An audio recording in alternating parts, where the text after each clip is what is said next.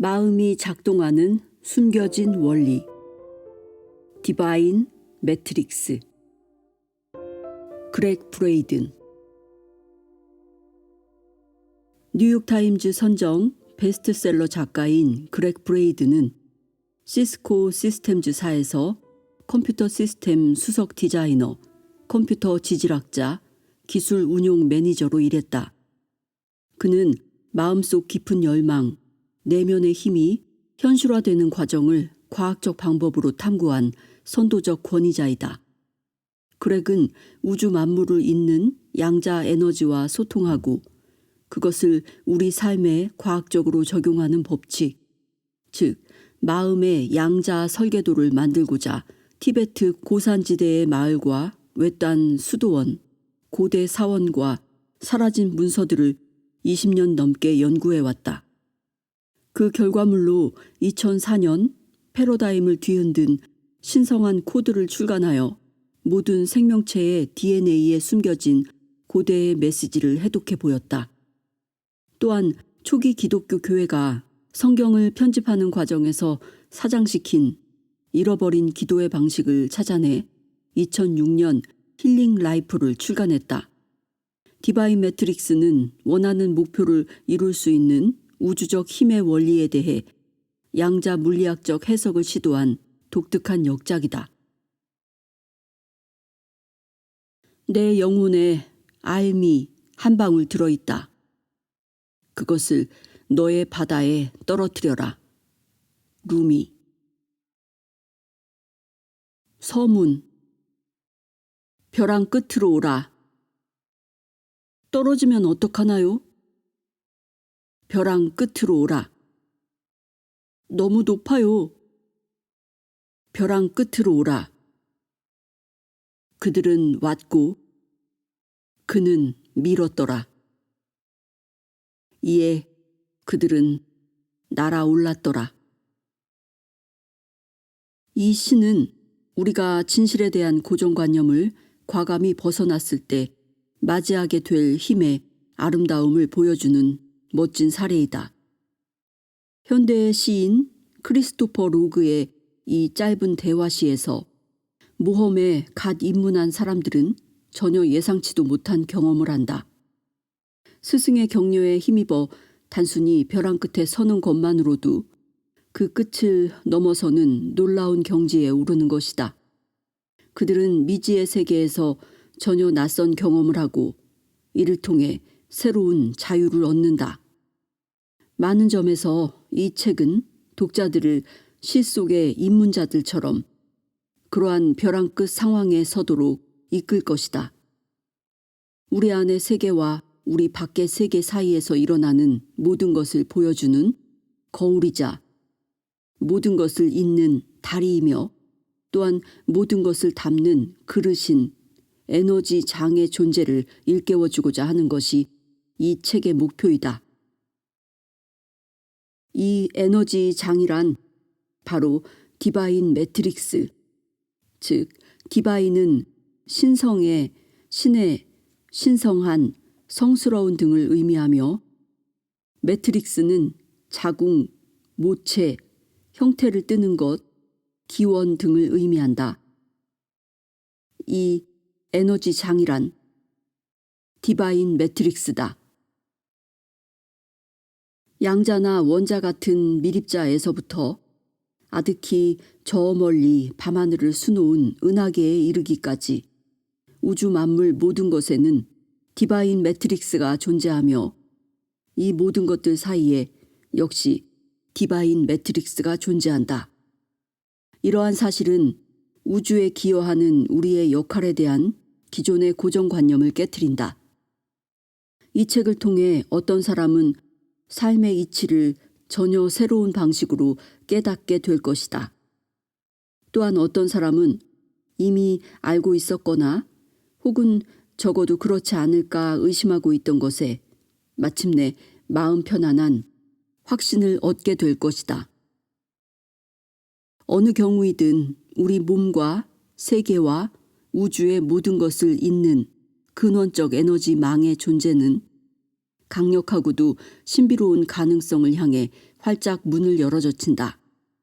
그 가능성이란 다름 아닌 이미 존재하는 창조된 세계에서 잠시 잠깐 스쳐 지나가며 단순히 관찰자 노릇을 하는 것이 우리 인간이 맡은 역할의 전부가 아니라는 것이다.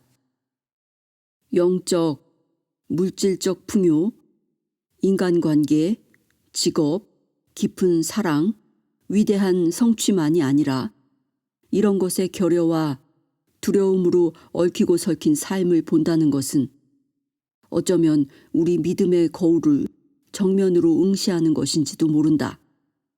그것도 그저 그런 믿음이 아니라 우리의 가장 진실하고도 때로는 더없이 무의식적인 믿음의 거울 말이다.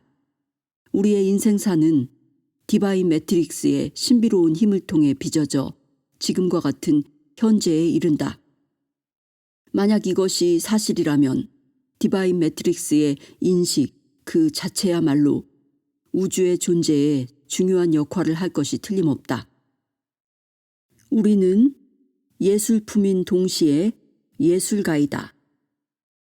이러한 주장을 말도 안 되는 헛소리로 치부할 사람이 많겠지만 현대의 가장 뛰어난 지성인들 사이에서 벌어진 격렬한 논쟁의 핵심에는 바로 이 같은 사상이 놓여 있다. 예를 들어 알베르트 아인슈타인의 자서전적 글에는 우리 인간이 이미 존재하는 우주에서 살아가는 수동적 관찰자에 지나지 않으며 우주에 거의 아무런 영향도 끼치지 못한다는 생각이 드러난다. 저 너머에는 우리 인간과는 독립적으로 존재하는 거대한 세계가 있다. 우리의 관찰력과 사고력으로는 겨우 부분만을 엿볼 수 있어 영원히 풀 수 없는 수수께끼 세계인 것이다. 이러한 아인슈타인의 견해는 오늘날 많은 과학자들 사이에서 여전히 통용되고 있지만 이에 대한 반대 의견 또한 만만치 않다. 아인슈타인의 동료이자 프린스턴 대학의 물리학자인 존 휠러는 우주에 기여하는 우리의 역할에 대해 전혀 다른 의견을 표명한다. 휠러는 대담하고도 생생한 표현으로 강력히 주장한다. 저 바깥에 우주가 존재하고 우리 인간은 16cm 두께의 유리판으로 덮인 이곳에서 우주로부터 보호받으며 안전하게 관찰자 노릇이나 하고 있다는 건 지극히 낡은 생각이다. 라고 말이다. 이어서 휠러는 단순히 무엇인가를 보기만 해도 그 무엇인가를 변화시킨다는 걸 증명한 20세기 말의 실험들을 언급하고는 이렇게 말한다. 미세한 입자를 전자로서 단순히 관찰하려고만 해도 유리판을 산산이 부수어 저 바깥으로 나가야만 한다는 사실을 양자의 세계를 통해 알 수 있다. 따라서 관찰자라는 낡은 단어를 지워버리고 대신에 참여자라는 새로운 단어를 써야 한다. 이 얼마나 혁신적인가. 휠러는 인간과 세계와의 관계를 정반대로 설명하며 우주가 돌아가는 모습을 우리가 단순히 지켜보기만 하는 것은 불가능하다고 역설한다.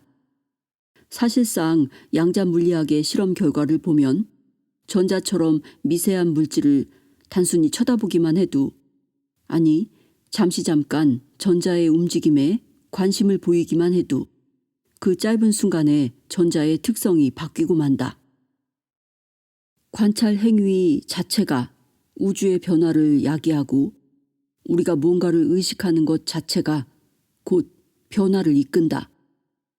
이러한 발견은 우리 인간이 우주에 아무 영향도 끼치지 못하는 단순한 방관자가 아니라는 휠러의 견해를 뒷받침한다.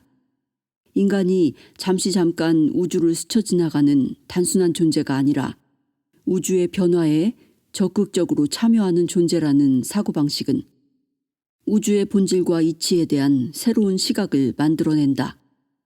또 다른 아인슈타인의 동료이자 프린스턴 대학의 물리학자인 데이비드 봄은 이처럼 혁명적인 세계관을 기초로 하여 다양한 저서와 논문을 발표했다. 1992년 사망 전까지 봄이 발표한 2개의 선구자적 이론은 우주와 우주에서의 우리의 역할에 대해 여러 면에서 전체론, 즉 전체는 부분들의 합 이상이며 따라서 우리가 부분들을 정확하고 완전하게 알고 있다 해도 전체에 관해 완전히 알 수는 없다는 이론인 전체론적이라 할 만한 대단히 색다른 견해를 제시한다. 그 첫 번째 양자 물리학 이론은 봄이 아인슈타인과 만나고 우정을 쌓는 중요한 계기가 된다. 봄의 표현을 빌자면 현실 층위들의 토대를 이루는 우주의 이치에 문을 활짝 연 것이 바로 이 이론이다. 즉, 봄은 우주에서 일어나는 일들을 일어나게 만드는 것은 더 높거나 더 깊은 층위의 우주라고 믿었다. 우리의 물리적 세계는 현실의 보다 신비로운 층위들로 인해 결정된다는 것이다. 한편 그 두 번째 이론은 항상 분명하게 드러나지는 않을지언정 모든 것이 서로 연결되어 있는 단일한 자연계가 바로 우주라는 것이다. 캘리포니아 대학 로렌스 방사선 연구소에서 초기에 실행한 연구에서 봄은 플라즈마라는 특별한 가스 상태의 원자를 관찰하는 기회를 누렸다. 입자들은 플라즈마 상태일 때 흔히 생각하듯 개개의 독립체로 있는 것이 아니라 보다 큰 전체의 부분인 양 서로 연결되어 움직였다. 이러한 실험 결과는 봄이 1980년에 발표하여 드넓은 명성을 얻은 선구자적 저서 전체성과 감추어진 질서의 토대가 되었다. 패러다임을 뒤집어 엎은 이 놀라운 저서에 따르면 우리가 보다 높은 곳에서 우주를 전체적으로 바라본다면 우리 세계의 현상이 마치 우리가 관찰할 수 없는 다른 세계에서 일어나는 일처럼 보인다. 봄은 우리 눈에 보이지 않는 것만이 아니라 보이는 것 또한 더욱 거대하며 더욱 우주적인 이치의 일부라고 여겼다. 그리고 이 둘을 감추어진 세계와 드러난 세계라고 이름 붙여 구분했다. 바위, 바다, 숲, 동물, 사람 등 우리가 보고 만질 수 있으며 다른 것과 구분되어 보이는 것들은 우주의 드러난 세계에 속한다. 하지만 이처럼 뚜렷이 구분되어 보일지라도 사실 이들은 우주의 보다 높은 층위에서는 서로 긴밀히 연결되어 있다. 단지 우리가 속한 우주의 층위에서는 그러한 연결이 보이지 않을 뿐이다. 이처럼 우리에게는 서로 다른 별개의 존재로 보이는 것들이 실상은 보다 큰 우주의 일부인데 이 우주가 바로 감추어진 세계이다. 감추어진 세계와 드러난 세계의 차이를 설명하기 위해 봄은 흐르는 냇물을 비유로 들었다. 한 냇물에서 흘러가는 물은 다양한 방식으로 보이는데 이 때문에 우리는 이것들이 서로 다른 존재라는 착각을 하게 된다. 우리는 냇물에서 소용돌이, 잔물결, 물보라 등 끊임없이 변화하는 모습을 보지만 사실 이들은 서로 독립된 존재가 결코 아니다. 소용돌이나 잔물결이나 물보라가 우리에게는 별개의 존재처럼 보이겠지만 실질적으로는 서로 긴밀히 연결되어 있다는 것이 바로 봄의 생각이다. 일시적으로 분리되어 형태를 부여받은 존재는 절대적인 독립성을 지닌 것이 아니라 상대적인 독립성만을 지니고 있다. 즉, 소용돌이든 잔물결이든 물보라든 모두 같은 냇물의 일부인 것이다.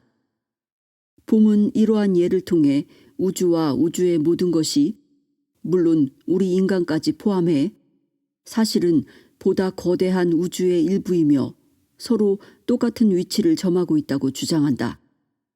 이처럼 우주 만물은 하나라는 이론을 봄은 한 문장으로 간단하게 설명한다. 이 새로운 사고방식은 흐름에 분리되지 않는 전체성이라고 부르는 것이 아마도 가장 타당할 것이다. 라고 말이다. 1970년대의 봄은 또한 우주가 서로 다른 존재들의 집합이 아니라 서로 연결되어 있는 통일체라는 것을 설명하기 위해 보다 생생한 비유를 들었다.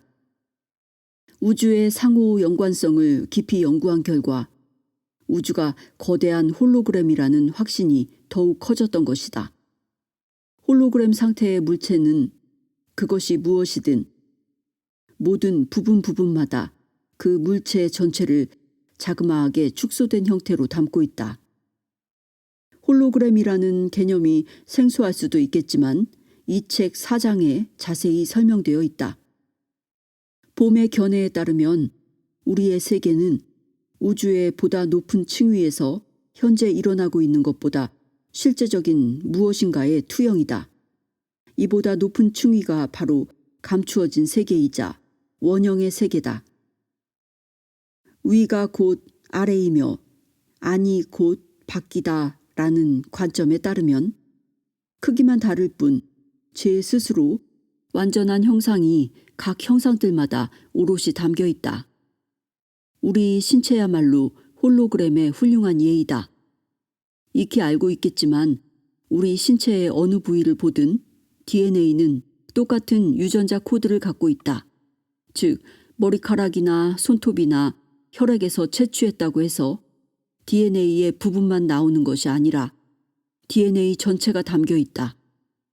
우리를 우리이게 만드는 유전자 배열이 신체 부위에 따라 달라지거나 쪼개지지 않고 항상 똑같은 것이다. 우주는 감추어진 세계에서 드러난 세계로 혹은 보이지 않는 세계에서 보이는 세계로 끊임없이 변화하는 과정에서 역동적인 창조의 흐름을 빚어낸다. 영원히 쉼없이 의식에 반응하는 참여하는 우주라는 존 휠러의 표현은 바로 우주의 끊임없이 변화하는 속성을 염두에 둔 것이다. 흥미롭게도 이는 고대 종교에서 설명하는 우주의 이치와 일맥상통한다. 기원전 5,000년 전에 작성되었다는 고대 인도의 베다에서부터 2000년 된 사해 성경 사본에 이르기까지 비슷한 주장을 담고 있다.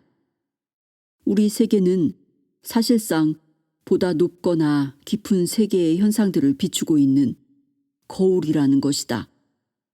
예를 들어 사해 성경 사본 중 안식일 제물의 노래를 새로 번역한 번역가들은 그 내용을 다음 한 문장으로 축약한다. 지구에서 일어나는 현상은 보다 거대하고 근원적인 세계의 현상이 어렴풋이 반사된 것이다. 보이는 세계에서 우리가 이루는 인간관계와 직업과 성공과 실패는 사실상 보이지 않는 세계에서 결정된다는 주장을 양자 물리학과 고대 종교가 똑같이 하고 있는 것이다.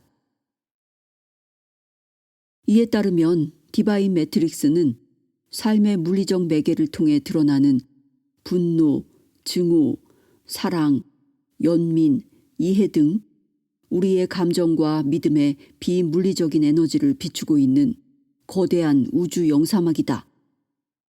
영화관 스크린이 필름에 담긴 내용이 무엇이든 전혀 개의치 않듯 디바인 매트릭스는 우리의 내적 경험과 믿음을 아무 편견 없이 그대로 비춘다.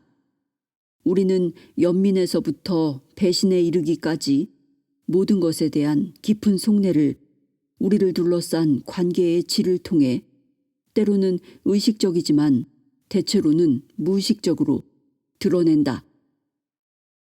다시 말해 우리는 신비로운 양자 캔버스에다 마음속 깊이 숨은 열정과 두려움과 꿈과 욕망을 표현하는 예술가인 것이다. 다만 한 번에 한 곳에만 존재하는 전통적인 캔버스와는 달리 양자 캔버스는 언제나 모든 곳에 있으며 무엇이든 그릴 수 있다. 예술가 캔버스 비유를 한 걸음 더 발전시키자. 일반적으로 예술가는 작품과 분리되며 도구를 이용해 내적 창조력을 외적으로 표현한다. 하지만 디바인 매트릭스에서는 예술가와 예술품 사이의 구별이 사라진다. 우리는 캔버스이자 캔버스 위의 그림이다. 우리는 도구이자 도구를 휘두르는 예술가이다. 이처럼 창조된 세계 안에서 우리 스스로를 창조하고 있다는 아이디어는 5, 60년대 흑백 텔레비전에서 자주 방영되던 월트 디즈니 만화를 떠올리게 한다. 정체를 알 수 없는 만화가의 손이 도화지에 미키마우스와 같은 유명한 만화 캐릭터를 그리는 것으로 화면이 시작된다. 미키는 다 그려지면 순간 벼랑간 살아나 움직인다. 그러고는 자신이 그려졌던 도화지에다 스스로 다른 만화 캐릭터들을 그리기 시작한다. 원래의 만화가의 손은 더 이상 필요치 않으며 문자 그대로 그림 밖으로 사라진다. 만화가의 손이 완전히 사라진 뒤에도 미키와 친구들은 제 스스로 살아나 움직인다. 한술 더 떠 만화 속 집에서 캐릭터들이 모두 잠든 사이에 부엌이 살아난다. 설탕 그릇이 소금통과 춤을 추고 찻잔이 버터 접시를 흔들어 깨운다. 이들은 더 이상 만화가와 아무 관련도 보이지 않는다. 물론 이는 디바인 매트릭스에서의 인간의 역할을 지나치게 단순화한 비유일 수도 있겠지만 창조된 세계 내에서 스스로 창조하는 창조자로서의 인간이라는 난해하고도 미묘한 개념을 이해하는 데 도움을 준다. 화가가 성에 찰 때까지 그림을 정교하게 다듬듯 우리 인간은 디바인 매트릭스를 통해 우리 삶을 정교하게 다듬는 것으로 보인다. 우리는 믿음, 판단, 감정, 기도라는 파레트를 통해 각기 다른 상황에서 각기 다른 사람과 관계, 직업, 지지 혹은 배신을 창조해낸다. 그러다 종종 이러한 상황과 사람들이 묘하게 익숙하게 느껴진다. 개인으로서든 집단으로서든 우리 인간은 정신생활, 즉 내적 삶에 대한 내밀한 창조의 경험을 매초, 매분, 매시, 매일이 점점이 쌓여가는 끝없는 시간의 고리로서 공유하기 때문이다. 이 얼마나 야릇하고도 아름다우며 강력한 개념이란 말인가. 화가가 마음속의 영감을 완벽하게 표현해내기 위해 한 캔버스를 거듭 사용하듯 우리 인간은 끝도 없이 영원히 창조를 거듭하는 예술가라고 할 수 있다. 우리 스스로 만들고 변화시킬 수 있는 세계에 둘러싸여 산다는 건 놀랍고도 강력한 이야기인 한편 어떤 이들에게는 다소 무섭게 들릴 수도 있다. 디바인 매트릭스를 의도적이며 창조적으로 사용할 능력이 우리에게 있다면 우주에서 우리가 맡은 역할에 대한 기존의 고정관념은 완전히 잘못된 것이다. 적어도 우연과 우발성으로 점철된 하루하루에 힘껏 대처해 나가는 것 이상의 그 무엇이 우리 삶에 있음을 알 수 있다. 궁극적으로 우리가 우주 만물과 연결되어 있다는 양자 이론은 우리 역시 창조자라는 사실을 일깨워준다. 우리는 신체와 삶에서부터 인간관계에 이르기까지 그 어느 것에든 치유와 풍요와 기쁨과 평화가 깃들기를 바라는 진심 어린 마음을 반영할 수 있다. 그것도 우리 스스로 시간과 방법을 선택해 의식적으로 말이다. 다만 앞서 크리스토퍼 로그의 시에서 입문자들이 날아오르기 위해서는 약간의 밀침이 필요했듯 위의 가능성들을 현실로 만들기 위해서는 우리의 세계관과 우리 자신을 미묘하면서도 극적으로 바꿀 필요가 있다. 이러한 변화를 통해 우리는 비밀스런 열망과 드높은 꿈과 숭고한 목표를 불현듯 두 손에 꼭 쥐게 될 것이다. 말도 안 되는 헛소리 같겠지만 이런 기적 같은 일이, 아니 그 이상의 일이 디바인 매트릭스의 세계에서는 얼마든지 가능하다. 그 비결은 바로 디바인 매트릭스의 이치를 이해하고 우리의 마음을 이 고대의 에너지망에게 전달할 소통 방식을 배우는 데 있다. 고대로부터 소중히 전승된 지혜 가득한 고대 종교에 따르면 디바인 매트릭스와 소통 가능한 언어는 따로 있다. 그렇다고 해서 단어를 쓴다거나 손짓 발짓과 같은 외적 표현으로 소통하는 것은 아니다. 너무나도 쉬워 누구나 이미 그 언어를 유창하게 말하는 법을 알고 있다. 사실상 일상생활에서 매일 쓰고 있을 정도다. 그것은 바로 감정의 언어이다. 현대 과학의 연구 결과에 따르면 우리가 어떤 감정을 겪을 때마다 우리의 신체 역시 pH 지수, 호르몬 등이 덩달아 바뀌는 화학 변화를 일으킨다. 사랑, 공감, 용서와 같은 긍정적 감정과 증오, 질투, 판단과 같은 부정적 감정을 통해 우리는 매 순간 우리 존재를 확인하거나 부정하는 힘을 갖고 있는 것이다. 게다가 이러한 감정은 우리 신체 내에서만이 아니라 우리 신체 외부의 양자 세계에까지 영향을 미친다.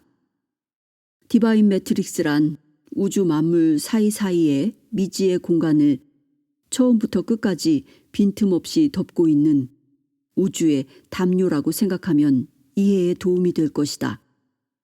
이 담요는 언제 어디에나 존재하며 겹겹이 덮여 있다. 우리의 몸과 삶은 물론이고 우리가 알고 있는 세상 만물 모두 이 담요로 덮인 채 존재하고 생겨난다. 우리가 엄마의 자궁에서 잉태되는 순간에서부터 결혼, 이혼, 우정, 직업 등 우리가 경험하는 모든 것은 바로 이 담요에 있는 주름인 것이다. 양자적 관점에서 보면 원자에서부터 풀잎, 인간, 신체, 지구, 우주 저 너머에 이르기까지 모든 것은 이 부드러운 시공간 담요에 생겨난 주름이다. 고대의 영적이고도 시적인 종교에서 존재를 이와 비슷한 식으로 설명한 것은 우연이 아닐 것이다. 예를 들어 베다에는 우주 만물을 남김없이 담고 있는 하나의 단일한 순수 의식에 대한 이야기가 있다. 이처럼 고대 종교에서는 우리의 생각과 감정, 느낌과 믿음은 물론이고 이러한 것들이 만들어내는 모든 판단을 매끄럽게 가만히 펼쳐져 있는 그 무엇에 생겨난 주름이라 보았다. 6세기에 작성된 신신명, 즉 중국 선종의 3조인 승찬대사가 지은 신신명 역시 이와 유사한 방식으로 삼라만상을 품고 있는 도에 대해 설명하는데 베다와 마찬가지로 도는 말로는 설명할 수 없는 그 무엇이다. 도는 경험 그 자체이자 모든 경험을 담고 있는 그릇이다.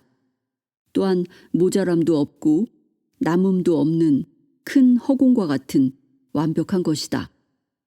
신신명에 따르면 우리가 스스로의 판단으로 도를 흐트러 놓을 때 조화를 잃게 된다. 그 결과 필연적으로 분노와 단절감에 빠지는데 이를 극복하기 위해서는 다음 구절을 명심해야 한다. 조화롭게 이루고자 하거든 둘 아님을 말할 뿐이로다. 둘 아님은 모두가 같아서 포용하지 않음이 없나니. 우리 인간이 디바인 매트릭스의 주름에 불과하다는 개념은 낭만과는 다소 거리가 멀긴 하지만 우리 자신과 세계를 이해하는 데 커다란 도움이 된다. 예를 들어 새롭고 건강하며 유익한 인간관계를 맺고 싶거나 가슴 따뜻한 사랑을 하고 싶거나 중동의 평화를 찾고 싶다면 디바인 매트릭스에 우리의 열망을 반영한 새로운 주름을 하나 만들기만 하면 된다. 시간과 공간과 우리 신체와 세계를 이루고 있는 바로 그 물질로 새 주름을 만드는 것이다. 이것이 바로 디바인 매트릭스와 우리 인간의 관계이다. 우리에게는 디바인 매트릭스에 존재하는 삶의 가능성들을 느끼고 상상하고 꿈을 꿀 능력이 있으며 디바인 매트릭스는 우리가 창조한 것을 우리에게 되비춰준다. 고대 종교와 현대 과학은 이 우주의 거울이 작동하는 법에 대해 자세히 설명한다. 이 책에 실린 실험들은 그 이치를 심지어 과학적 언어로 보여준다. 솔직히 말하자면 덕분에 우주의 몇 가지 수수께끼가 풀리기는 하지만 동시에 우리의 존재에 대한 더 깊은 의문이 생겨난다. 디바인 매트릭스에 대해 완전히 알고 있는 것은 아니다. 과학이 모든 해답을 제시하고 있진 않다. 사실 과학자들은 디바인 매트릭스가 어떻게 만들어진 것인지 전혀 모르고 있다. 100년을 더 연구하더라도 그 답을 찾지 못할 수도 있다. 하지만 확실한 건 디바인 매트릭스가 존재한다는 점이다. 그것은 바로 여기에 있으며 우리 인간은 감정의 언어를 통해 그것의 창조적 힘을 이용할 수 있다. 이러한 지식을 우리는 삶에서 유용하고도 의미 있는 방식으로 써야 한다. 그 과정에서 우리가 다른 인간은 물론이고 우주 만물 모두와 이어져 있다는 점을 받아들인다면 이를 통해 우리가 지닌 강력한 힘을 발휘할 수 있다. 그 결과 보다 평화롭고 보다 마음 따뜻한 사람이 되어 이러한 자질을 반영한 세계를 적극적으로 만들어 나갈 수 있다. 디바인 매트릭스를 통해 삶의 긍정적 특성에 집중하고 이를 감정과 상상력, 꿈의 내적 기술로 적용할 기회를 얻는 것이다. 이렇게 했을 때 우리 삶과 세상을 변화시키는 힘의 정수가 열린다. 이 책은 디바인 매트릭스의 경험은 컴퓨터를 돌아가게 만드는 소프트웨어와 여러 면에서 비교될 수 있다. 양쪽 다 시스템이 알아들을 수 있는 언어를 써야 한다. 컴퓨터에 통하는 언어는 0과 1로 된 숫자 코드이다. 그러나 우리 의식은 숫자도 알파벳도 단어도 아닌 전혀 다른 언어를 쓴다.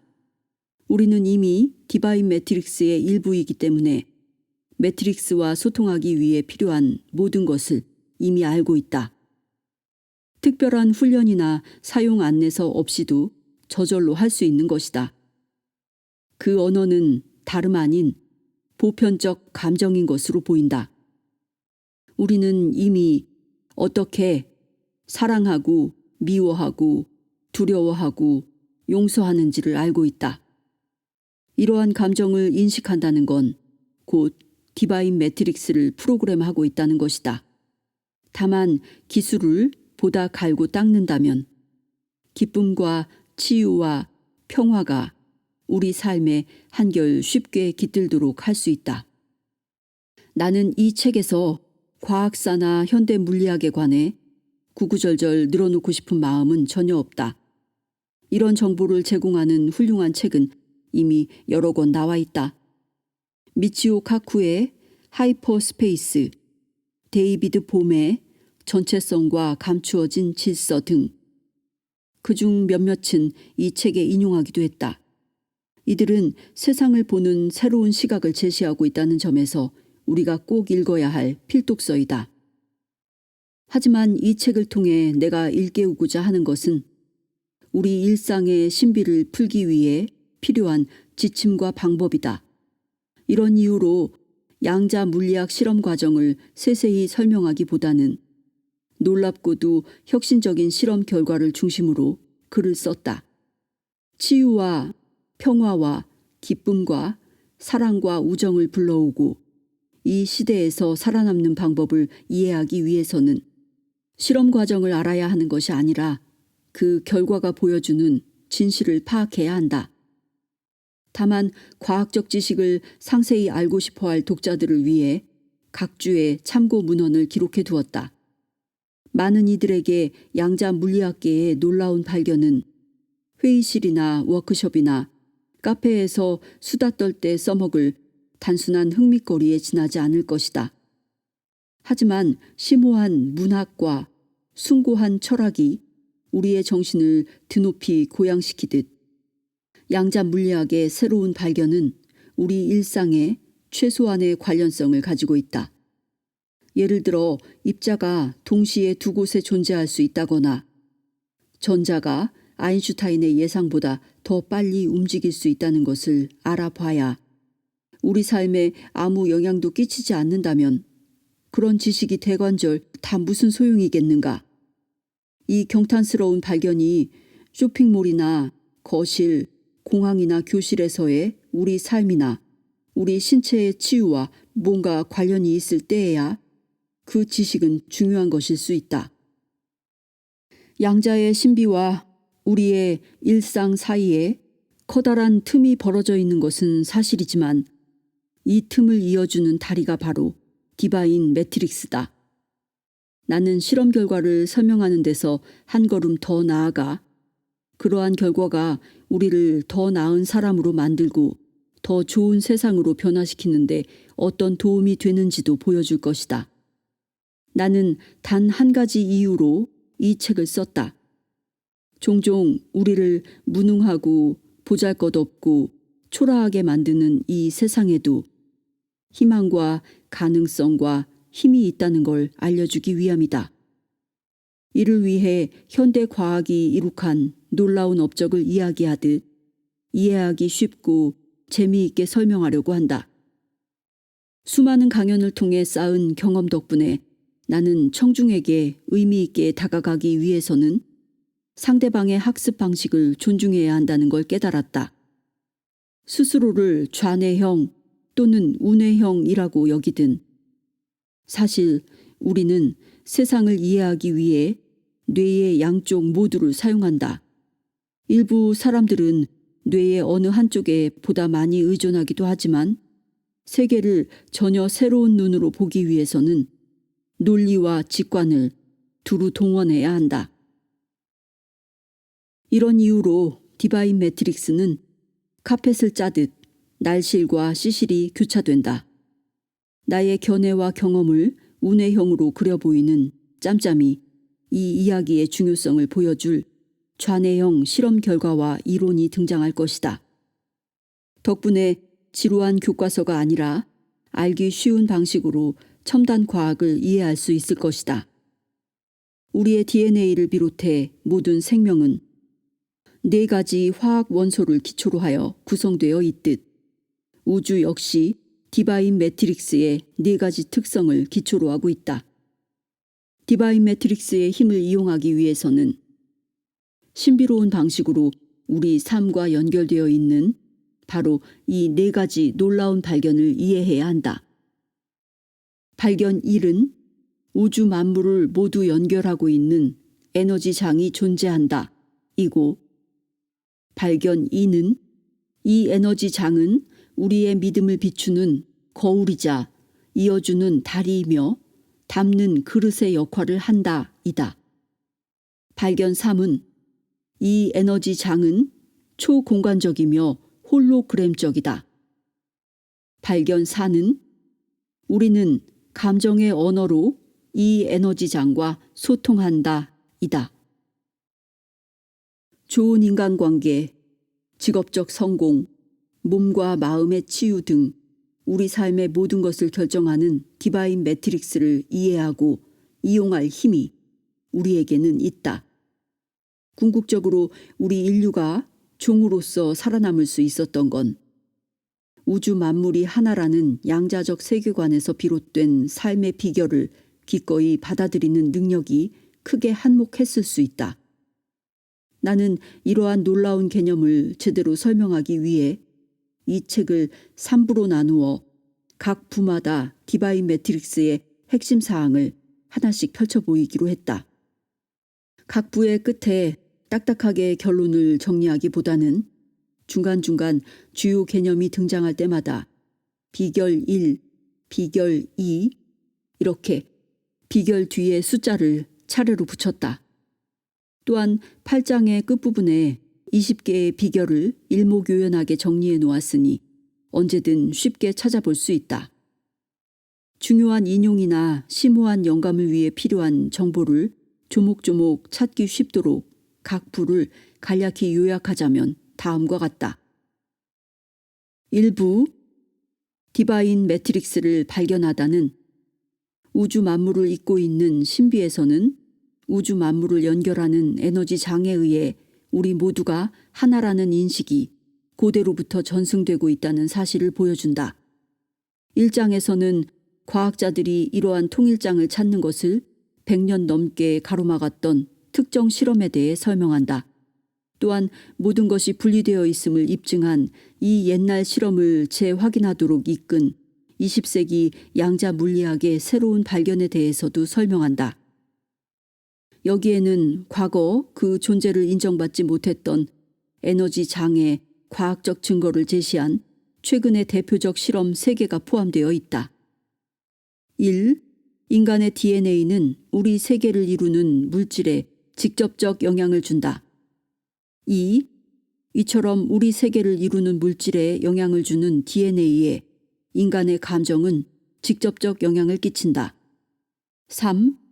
감정과 DNA의 관계는 시간과 공간의 경계를 초월한다. 그 영향력은 거리에 관계없이 동일하다.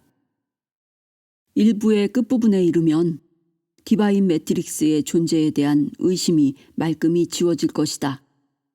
디바인 매트릭스를 영적인 면에서 살피든 과학적 관점에서 판단하든 저 너머에 무엇인가 있는 것은 분명하다.